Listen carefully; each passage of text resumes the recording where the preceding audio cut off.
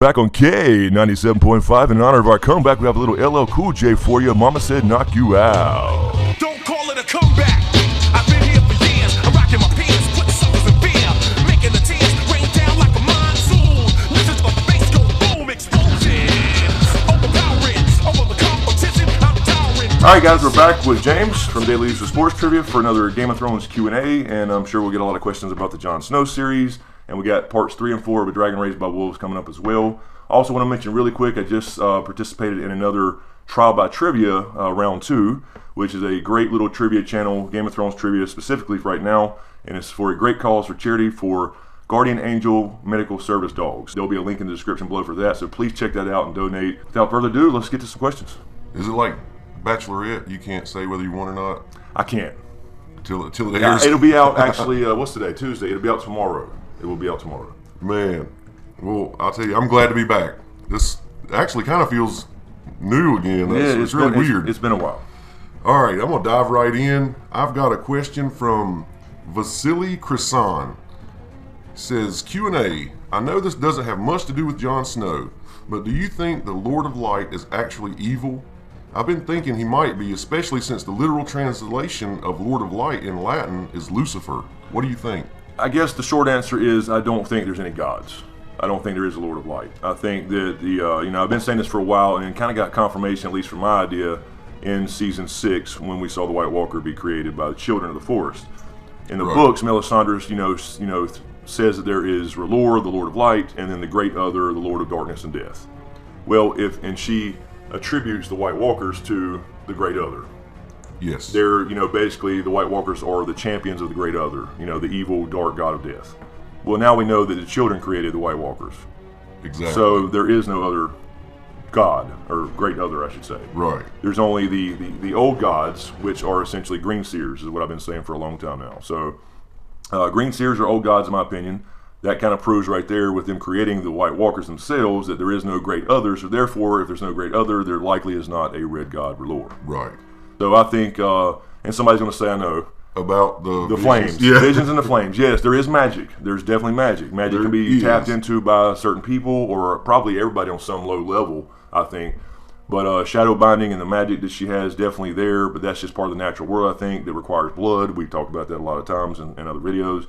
So I think that the Lord of Light is her creation, not her creation, but, a society's creation of a religion, just like real life around certain events they can't explain. And I think probably the visions, my guess right now would be that the visions are being sent to Melisandre. Now, she's interpreting them all wrong. She thinks it's Stannis being Azor Ahai, or the Prince was promised, whatever. Yeah. So she's definitely receiving visions. And what's interesting, though, is in A Dance with Dragons, in her only chapter, she saw 1,000 eyes in the flame, which represents 1,000 eyes in one, Blood Raven, Brendan Rivers, and a boy with a wolf's head who leaned his head back and howled, which is obviously Bran. And she thinks they're the Great Other's champions.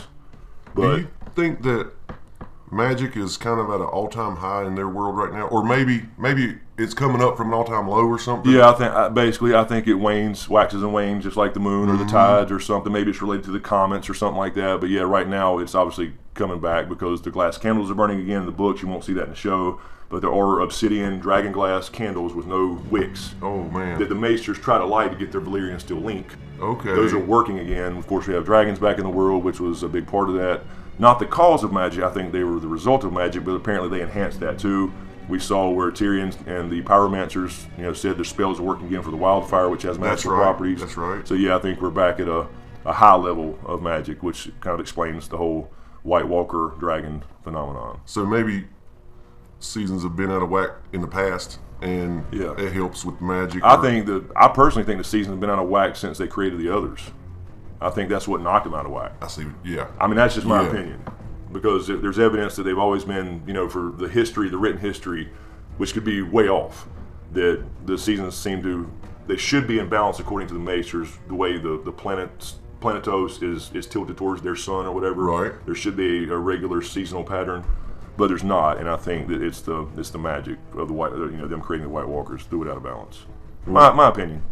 This one really struck me because when I saw this happen on the show, I wanted to ask you this, and I'm glad she reminded me. This is from Serial Margaret. It says, Q&A. This question is actually from one of the earlier seasons in which Sam is north of the wall. He and two others hear the horn blow 3 times, meaning White Walkers, and flee, but Sam can't keep up and is left behind and hides by a boulder.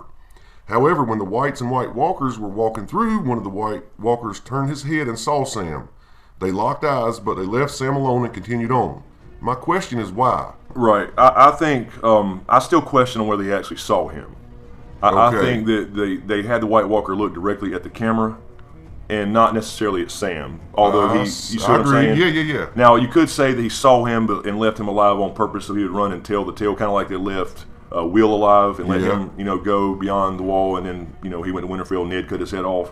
But I don't think he actually saw Sam. I just think that was the first time we saw a really close up of the White Walker's face, and they looked right into the camera. So I don't think he actually saw Sam, because gazing towards the camera than Sam. Right, exactly. Yeah. Because they attacked him on the Fist of the First Men, and then when Sam called up to everybody, the rest of them that survived that attack, I mean, why would he leave Sam there, and then they're still just had a battle with the same, crows at the Fist of the First Men. So I don't think he actually saw Sam. I think it was one of those just cinematic things. He stares right at the camera. Not as juicy as I thought, right. But I do believe you. Right. I see what you're saying. A real first good look at one. Right. Okay, let's see here. This is from Priscilla Bezerra. Q&A. Jon Snow was brought back to life and nobody seems to be paying much attention. Giants were seen. House Mormont believed when they were told about the White Walkers. Do you think people are getting used to the idea of magic being back? Yeah, I mean, I think that, I think Northern people are getting used to the idea. I don't think Northern people ever rejected the idea of magic. They didn't see things for a long, long time, but they knew they were real. Where everybody down south and some of the maesters never believed in any of it. Right. They thought they were fairy tales or fables, just like in the real world we have these fairy tales and fables that are probably fairy tales and fables, but in this story they happen to be real. Yeah. So I think, I did think that was a little odd how they kind of glazed over, Jon came back and then they showed the Night's Watch and tormented all them like, holy shit, are you a god? And then apparently they had the conversation with Sansa off screen. Like, this is what happened. I got killed and came back to life. And so she knows, and everybody seems to kind of just glaze over it now. Like, it's not such a big deal, but it's going to be huge. I just think that the Northern people always knew there was magic in the world, and they're still aware of the old tales and the dangers. Winter is coming, right? Yeah. And all that stuff, and then so they're more prone to believe it and not be surprised by it. And of course, the wildlings too. This is from Mr. Scotty 301. I recognize his name. Mr. Scotty. He says, Q&A, you two rock together. Do you think the origins of the Night's Watch and the First Lord Commander were actually the buffers you say Jon may be? Yeah, in a way, the Night's Watch was founded because of the Long Night and the supposedly, right, the last hero driving them back to the lands of always winter. And I actually just did that video last night on a little, last hero theory and, who he could have been or at least related to or some things he may have known. But yeah, I think essentially that's what the Night's Watch was created for. They drove him back and then founded the Night's Watch, built the wall supposedly with magic and the help of the children and giants, although I'm not so sure that's exactly how it went down with Brandon the Builder. I think when you have ice creatures that can manipulate ice like Sub-Zero, maybe they had a helping hand as part of their agreement to build that damn wall. Now, you could question that because the magic in it keeps them from passing south but doesn't keep man from passing north. So, I mean, there is a question about how that actually happened, and I think it goes back again to the point I made in that video about the written history. It's probably skewed quite a bit. And they don't really know what's going on. If Jon does become that buffer that we talked about in the other video, is it kind of like setting the clock over again? I would say so. Instead of ending this, it just kind of sets it all over I would again. say so. History repeating itself and going back. But, I think the difference here would be learning from their mistakes this time. Yeah. Whatever set these White Walkers off to come charging back south, whether that's, whatever reason that is, we speculate on a lot of different things and what that could be. Jon's birth. I'd speculated before that it was actually Robert's Rebellion and all the blood spilled. Right. During the rebellion all over the place, because blood feeds werewood.net and magic and all that kind of stuff. But, crash the server. If the South, exactly. If the South learns their lessons from this anti-war story and changes the way they are and changes feudalism and stuff, it may not ever happen again if they learn from their mistakes. So I think that's what the overarching theme is. History will repeat itself. They'll be given another chance, but if they don't learn from what they've been doing wrong in the past as far as all this war and killing each other over power and feudalism, then they can be wiped out and basically exterminated. So that's just my take on it. Here's another long one. I don't know why I just happen to pick all these long ones today. We haven't been doing this in so long, and I'm so excited. And I see all these meaty ones, and I want to just pick your brain. All right, so this is from Lily's Musings. For the Q&A, sorry if it's too late. I meant to post this sooner. It's not too late. No, we're behind. We're behind. My question is, do you think Sam will find some kind of records that state there was a secret wedding between Rhaegar and Lyanna that would indicate he is not only a Targaryen, but he is not a bastard after all? Also, that Bran will be able to see that Rhaegar did not kidnap Lyanna, as everyone was led to believe, but that opposite to that, she went with him willingly. Weren't Targaryens known for taking multiple wives? And since his first wife was not able to bear any more children, she may have accepted this. Lyanna was found in the Tower of Joy, which is in Dorne, right? Says, I don't know, I'm all over the place, but I would really appreciate if my questions get answered in your next Q&A. Thanks. Yeah, I think so. I think it's possible that Sam could find some record there, although Rhaegar being obsessed with prophecy, I don't know if he would care about sending a raven or whatever and to the Citadel or telling a maester or whatever to record this particular incident. So I think that we'll probably get a little bit of Rhaegar in season 7. I'm hoping we get some Rhaegar. I mean, too. Because they did build him up. I don't know if they don't actually need it for the show, because we did get confirmation of RLJ and the way Lyanna told Ned, and Bran heard all that, although we didn't hear it. We heard whispers basically. I think he learned right then that Rhaegar didn't kidnap her. So that may be enough for the show. I don't know, but maybe we'll get some Rhaegar visions next year to kind of confirm that, since they didn't even actually directly confirm Rhaegar being his father. They released the graphic, but they've been building him up since season 5. Yeah.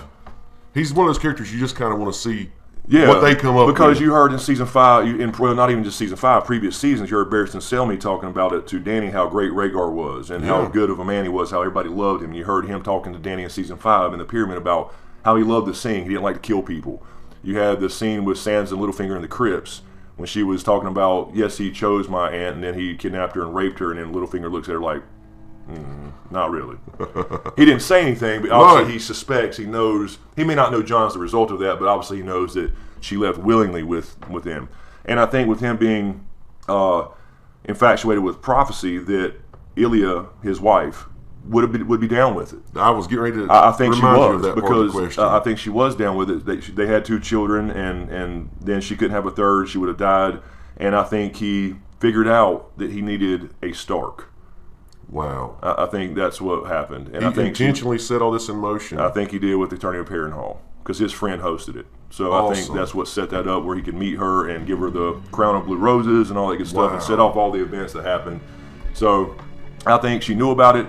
She was probably down with it and understood the importance of it. And then, like she mentioned in the question, Targaryens were known before for having multiple wives. Okay. So it wasn't that. It wasn't really accepted in this time period. But if he thought it was important enough for this, savior to save the world, he could have sold her on it. Yeah, to hell with custom, right? So I think that's the case in my opinion, anyway. From what I, just knowing about Rhaegar and how even Ned respects him. Ned never says anything negative about him in the books. Every time he thinks about him, he respects him. Yeah. So you don't respect somebody that's kidnapped your damn sister. Right. So I think I was actually going to mention that too. Where I'm at in the book, right. he says some positive things about it. Right. So I think in the Tower of Joy, all that stuff he whispered, I think he probably learned the truth. We'll find out exactly what he said, and potentially a name too, a Targaryen name there, I'm sure. Because it's not Jon. He named him Jon after Jon Arryn, yes, to hide his identity. Right. But she definitely already had a name picked out. Whether that was her and Rhaegar together, already had the plans for it. All right, here we go. Next question, Diana K. Q&A. When talking about what caused the White Walkers to react and return, could it be because of the Woods Witch's prophecy that the prince that was promised would be born from Aerys and Rhaella's bloodline being true? The birth of Rhaegar could have been the trigger. Also, if Aegon V married Betha Blackwood, who are descendants of the First Men, then Dany would be part ice and fire too. P.S. Love you guys. Yeah, I think it's possible. I think it's possible that the Night King, and again, remember in the show we're calling him the Night King. The books, there is no Night King yet. It's more of a, there's not really a de facto leader. Okay. There probably is. We'll probably be introduced to him. They may not call him the Night King, but we'll see. But if he was created by the magic of the children, and we saw him in the show touch Bran in a vision, then obviously he has some of that ability, you know. And I think he was a Stark, you know, or a proto-Stark, I should say, depending on the timeline, and you know, with the potential to already be a warg or a green seer and all that good stuff. So I think it's possible that he knows about all these prophecies and visions, just like, you know, Bran would. So yeah, I mean, I think it's a possibility because Rhaegar was born that night of the tragedy of Summerhall when Aegon V was trying to hatch dragon eggs. So is Betha Blackwood, it says, a descendant of the first men? Yeah, that's the Northern House, and Bloodraven comes from Blackwood and Targaryen. Okay. So Bloodraven was kind of a ice and fire baby in the sense that the Blackwoods and Starks intermarried for thousands of years. Okay. So there's some Stark blood in House Blackwood. So Bloodraven was one of those, you know, ice and fire babies. He had 2 sisters as well. We never knew what happened to them. So yeah, in a way, Danny has a, you know, a small percentage of Northern First Men blood from that line. Yeah. So yeah, I mean that's true. There are a little bit, you know, you have a lot of characters who have, you know, due to marriages. They're close misses or something like that. Yeah, thousands of years of marriage from different houses, you know, you're going to get a little bit of mixing up of bloodlines in there. Okay, here we go. Herb Coswell says, Q&A. We know that Jon will find out about his parentage, but what would happen if the rest of the North find out, and if so, what would Jon do? Personally, I think he will either leave to King's Landing. I think he will to maybe make alliances with Dany and get help to try to be in the North to help his cousin lead the North and be a Targaryen. Okay? Or force himself to marry a Northern woman to stay in the North. My vote is Sansa, and maybe it will be like Ned and Kat situation where they don't love each other at first, but more over time. The only reason I can't see it happening is because it would be kind of awkward. Secondly, what's your opinion on the theory that Jon and Dany will be enemies at the end? Personally, I don't like it. Yeah, on the last part of the question, I don't think they'll be enemies. I think the bittersweet ending is probably a sacrifice or a death or becoming something else perhaps or whatever, having to go away, but they ultimately, you know, save the world. And the other one will be affected by it. And the other will be affected by it, right? So I don't see Jon going to King's Landing for power's sake. I don't see him wanting or caring about the power, even when he finds out that he, you know, is technically the rightful heir to the throne, because somebody else would argue that, you know, because the Targaryens got it by conquest, and then they ruled for 300 years basically until Robert's rebellion. Right. And before that, though, there were local kings, you know, and stuff like that of different kingdoms. So, you know, there's always going to be a question of who's really legitimate, you know, because of feudalism, that's the way it works. There's always a question, you know. So I don't see him going to King's Landing unless he's going to recruit Dany in that sense for himself maybe, or whatever, to rally people to the cause, because that's all he cares about at this point is the real threat coming. He's the only one that gives a damn, you know, and now the northern houses that he's rallied being king of the north. Let me ask you a question real quick. Does Dany know or heard anything about White Walkers? No. I didn't think so. At this point, so. Nothing. No. Somebody's going to have to be really good at convincing her to say, exactly. You're not going to believe this, but we need you for this. Yeah, I know you want that throne. Yeah. But look, in order to take that throne, you got a bigger problem, because you ain't going to be ruling over shit. No joke. Yeah, man. so that's the big thing. She's coming over completely focused on, you know, taking her throne back that was hers by right, you know, according to her, being a Targaryen. And then she's got to run into the real threat. And then maybe when somebody tries to sell her on helping do that, she remembers the vision where she saw the snow in the throne room. Yeah, she could definitely reflect on that. Oh, okay, maybe there's something to this. Right. Yeah, I mean, they can, and Bran can see all that stuff, and then you're going to have Howland Reed come in to vouch for who he is, because Dany's going to have a problem. I don't think they're going to be enemies. I can see some tension there, because she's going to take some convincing. But at the same time, so she basically grew up and then became who she is, growing up with Viserys trying to, you know, selling her off to Khal Drogo, and all the shit she's gone through to become who she is, to get her throne back, and then to be all of a sudden told, wait a minute, there's a Targaryen over here already that's a male who is the son of Rhaegar, and the son is always more, you know, first in line than the son's sister in feudalism. So she'll have a problem with that. But somebody's about to say, look, fuck the chair right now. Yeah, so I do think that vision, even though it was completely different from the visions in the books of her House of the Undying visions, that when she saw the snow, and I do think it was snow. A lot of people say it could have been ash, but I think it was snow. I think that was her clue about Jon. You know, snowing in the throne room, snow on the throne. And she goes up to the throne. I mentioned this yesterday, and we were talking that she almost touches it, but she doesn't.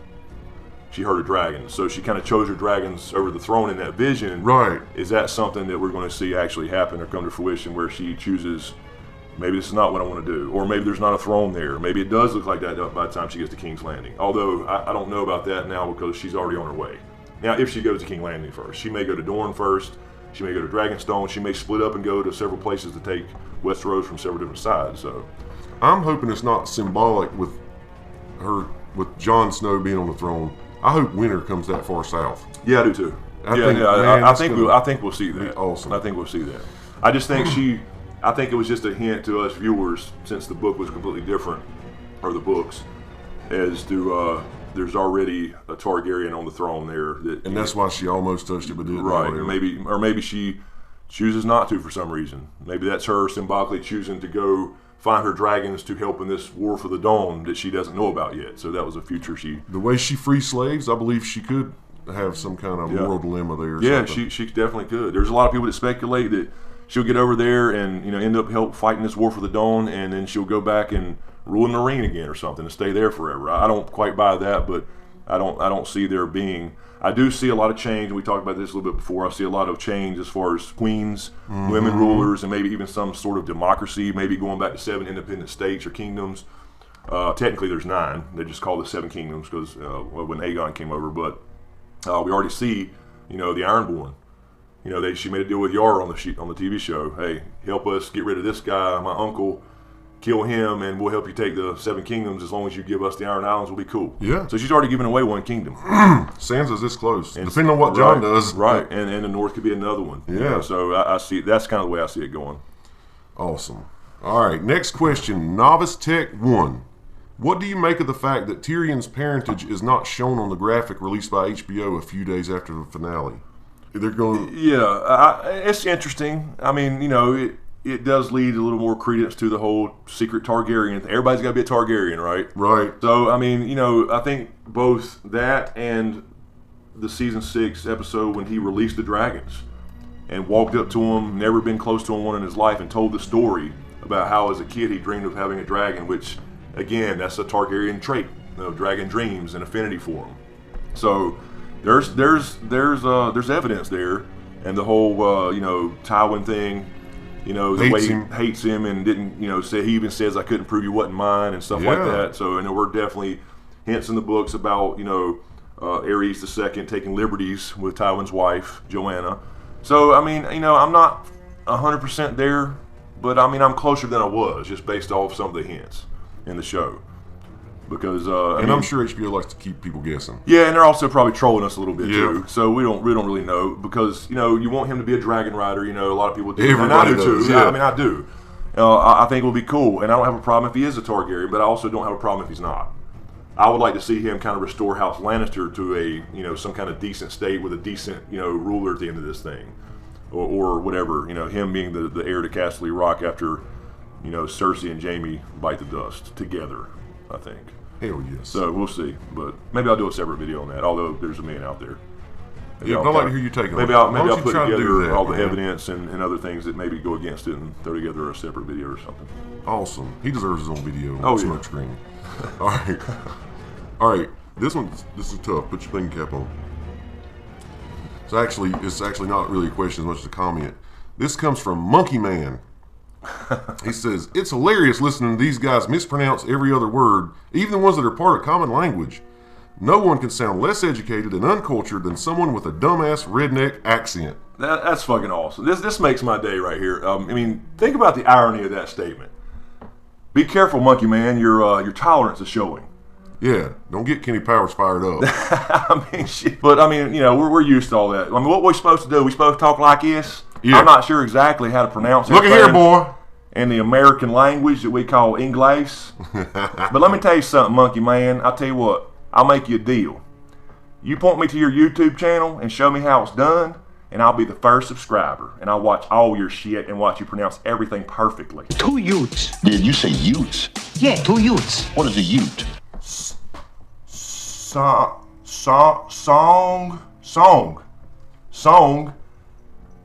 and story. Good point. Song and story. Tell us. What's this over here? You never heard of grits? Sure. I just actually never seen a grit before.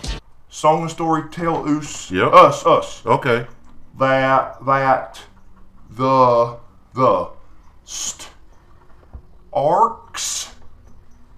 Starks of winter. Fuck this. Fuck reading. Fuck all that. Fuck you, monkey man. You let me tell you one thing. Ain't but two things I'm good at, and that's drinking Sundrop and kicking ass. This can's about empty. Anyway, thanks for watching. Jesus.